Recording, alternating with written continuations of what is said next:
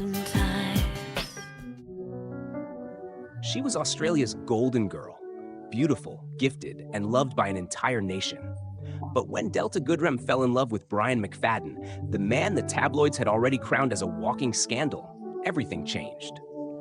What began as a whirlwind romance soon turned into one of the most controversial chapters of her life. A chapter that would taint her image, derail her soaring career, and leave her questioning everything about who she really was. People thought they knew Delta, the angelic voice behind chart-topping ballads, the cancer survivor who inspired millions, the sweetheart who could do no wrong. But as headlines began to scream betrayal, infidelity, and homewrecker, Australia's darling found herself cast as the villain in someone else's story. The relationship, which began in the haze of red carpets and glowing cameras, would soon plunge into the shadows of fan hatred, public backlash, and private heartbreak. What the public didn't know was how deeply it broke her. Behind her controlled smile and carefully curated interviews, Delta was crumbling.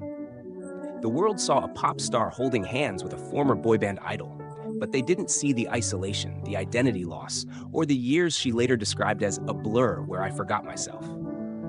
This isn't just a love story gone wrong. This is the untold truth behind the woman who gave everything, her heart, her reputation, her light, to a man who came with more baggage than charm.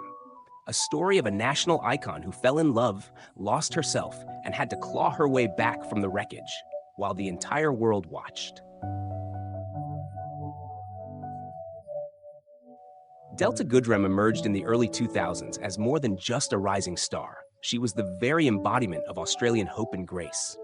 Born in Sydney in 1984, she became a household name almost overnight when she played Nina Tucker on the long-running soap Neighbours. But it wasn't just her acting that captured hearts. Her debut album, Innocent Eyes, released in 2003, shattered records, spent 29 weeks at #1, and established her as Australia's pop princess. Blonde, blue-eyed, and gifted with a voice that soared, Delta wasn't just successful, she was sacred, untouchable. But as her fame reached its peak, tragedy struck. At just 18, she was diagnosed with Hodgkin's lymphoma. The country rallied around her. She fought, survived, and returned stronger than ever. Her story wasn't just of talent, it was one of resilience. And so, when Delta Goodrem stepped back into the spotlight, she wasn't just a singer anymore. She was a symbol, a survivor, a national treasure. That was the woman Brian McFadden met. Brian, by contrast, came with a complicated past. As one of the founding members of Westlife, he had experienced global fame. But he had also weathered bitter media scrutiny, a crumbling marriage with British pop star Kerry Katona, and a growing reputation for recklessness. By the time he crossed paths with Delta in 2004, his own life was a storm of headlines and controversy. The two met while collaborating on the duet Almost Here, a haunting ballad about a fractured relationship, full of longing and what-ifs. The chemistry between them was undeniable. The song became a hit, but offstage, their connection was brewing into something more. And soon, news broke. Brian had left Kerry.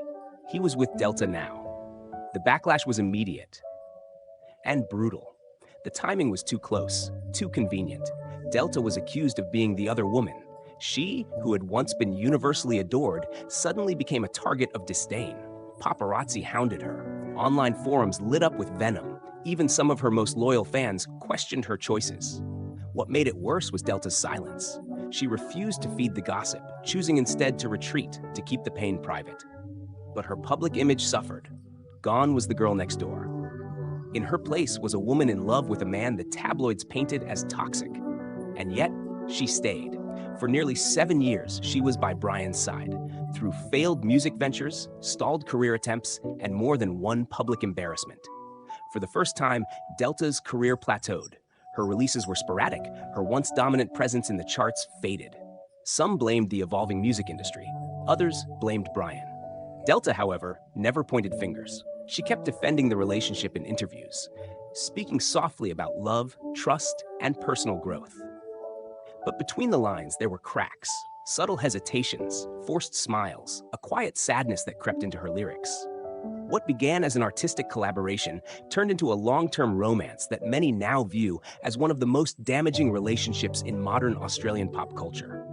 a pop princess entangled with a fallen boy band star carrying the burden of his past and slowly losing herself in the process. In the beginning, their love seemed electric. Delta and Brian were photographed laughing on beaches, clinging to each other on red carpets, whispering in the shadows of backstage corridors. He called her his soulmate.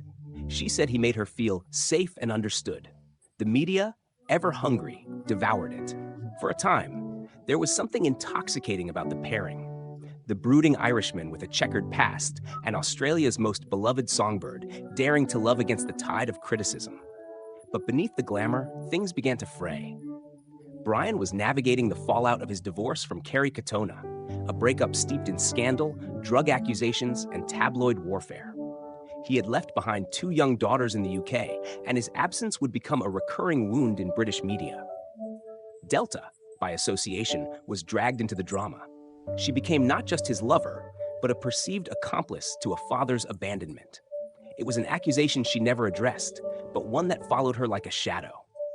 Professionally, Delta began to slip. After her blockbuster debut, each follow-up album received less acclaim, less airplay. Critics noted a shift in tone, a sadness, a hollowness that crept into her lyrics.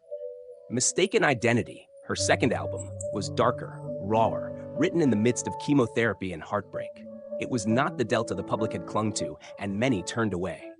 Meanwhile, Brian's career never recovered. His solo ventures flopped. He appeared more often in gossip columns than on music charts. But Delta stood by him. She followed him to Ireland, to the UK, to wherever his latest hope might lie.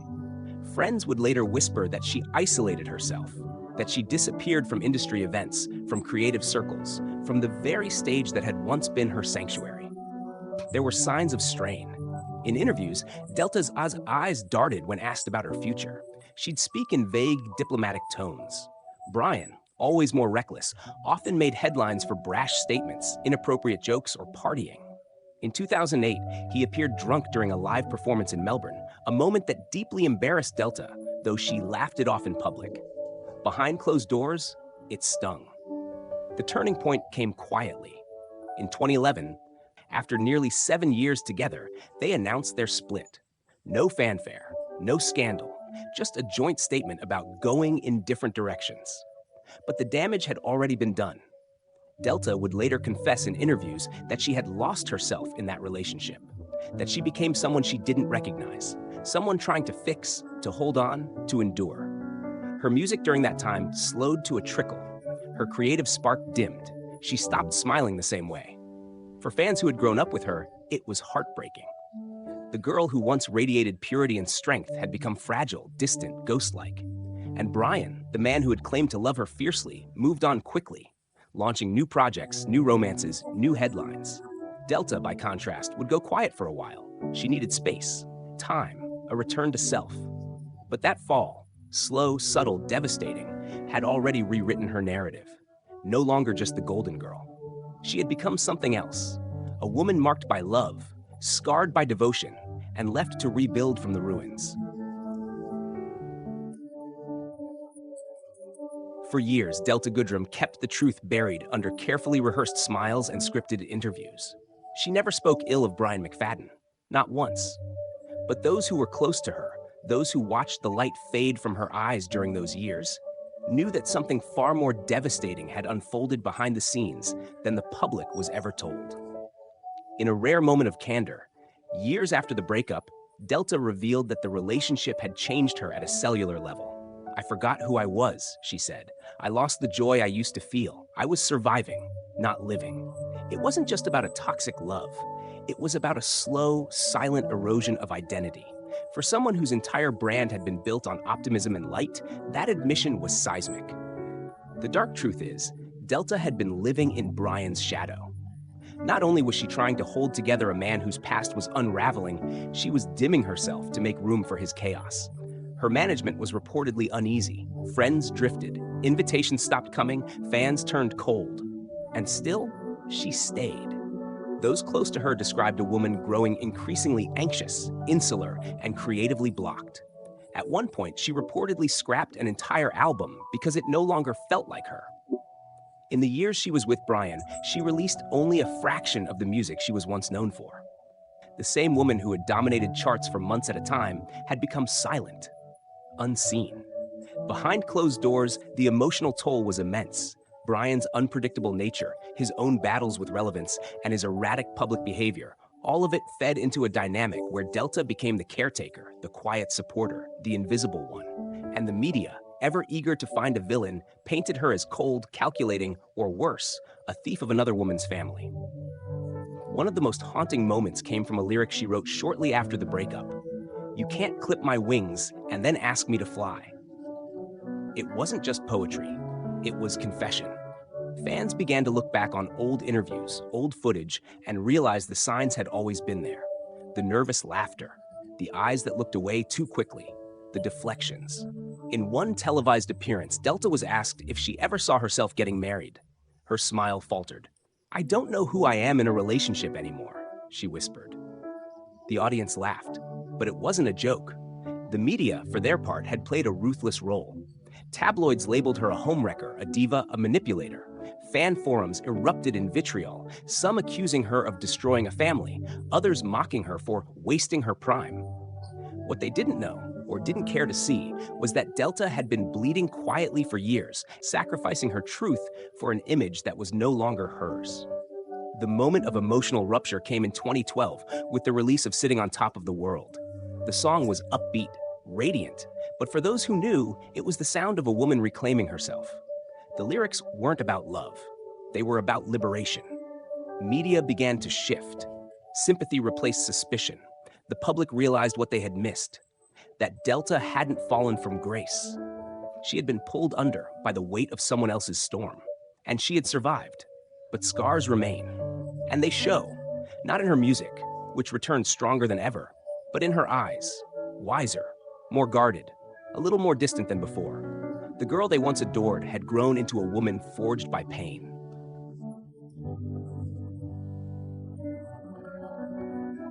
At Aussie Uncovered, we've seen many stories of fame, love, and downfall. But Delta Goodrem's journey stands apart. It is not a story of scandal for scandal's sake, nor is it a tale of pure victimhood. It's a portrait of quiet endurance, of a woman who carried the weight of a man's past while the world watched and judged.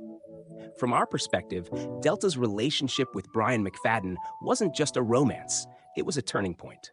It marked the end of her innocence in the public eye. Before Brian, she was a national darling, celebrated for her voice, her resilience, her beauty. After Brian, she was different. Hardened, doubted, questioned. For a woman who had done nothing more than fall in love, the punishment was brutal. But what makes Delta's story unforgettable isn't the fall. It's the way she got back up. While others in her position might have lashed out, Delta remained silent. She never smeared Brian's name, never capitalized on the drama. She chose dignity over revenge, and that in itself is rare in this industry. It speaks volumes not just about her strength, but about her core. Do we think she made a mistake? Perhaps. Loving someone isn't a crime, but losing yourself in that love, especially when the person you're giving it to is still untangling their past, can be devastating. And in Delta's case, it nearly cost her everything: her voice, her confidence, her career. But what's more fascinating is the audience's role. Why were we so quick to turn on her? Why did we, as a public, delight in her fall? Was it because she shattered the image we had built for her? Or because, in some way, we needed her to stay perfect, to be the beacon of light we once clung to during her cancer battle and early musical triumphs? The media's narrative was cruel, but so was ours. And now, years later, many of us are only beginning to see the toll it took. Delta's story forces us to reflect, not just on her choices, but on how we treat women in the public eye, how we punish them for loving the wrong man, how we hold them to impossible standards, and how, when they break, we turn their heartbreak into headlines. We want to know what you think. Was Delta unfairly judged? Did Brian carry too much baggage for someone like her? Could her career have soared even higher if she had taken a different path? Or was this chapter necessary, a painful detour that shaped her into the artist she is today? No matter your opinion, one thing is certain: Delta Goodrem is no longer just Australia's sweetheart. She is a survivor, not only of cancer, but of fame, betrayal, and a love that tried to dim her brilliance. Some stories are written in gold, others in silence. Delta Goodrem's is etched in both.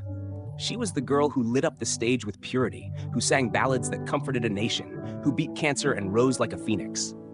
But it was in the quiet years, the years spent beside a man who couldn't hold her light, that she learned her greatest lessons. She learned how love can become a prison, how fame can turn on you in an instant, how even angels can be cast as villains when the narrative shifts. And yet, here she stands. Years have passed since those blurry headlines, since the awkward interviews, since the public speculation and whispers. And still, her voice fills arenas. Her name evokes respect. Her legacy, complicated, beautiful, bruised, endures. There's something haunting about the image of Delta during those years, always smiling, always graceful, while slowly fading behind the scenes. It reminds us that pain doesn't always scream. Sometimes it tiptoes, it hides behind cameras and gowns, and sometimes it sings. In songs we hum without knowing the weight behind the words. She may never speak in full about what happened during those years. Perhaps she doesn't need to. The music has already told us everything we need to know. Delta Goodrem's story is not about scandal, it's about survival. It's about how a woman, once idolized and then quietly vilified, rebuilt herself without rage, without revenge, just with time, truth, and melody. Some stories were never meant to be known, but now, you know. And maybe next time her voice plays on the radio, you'll hear it differently. Not just as a pop star, not just as a survivor, but as a woman who walked through fire and still managed to sing.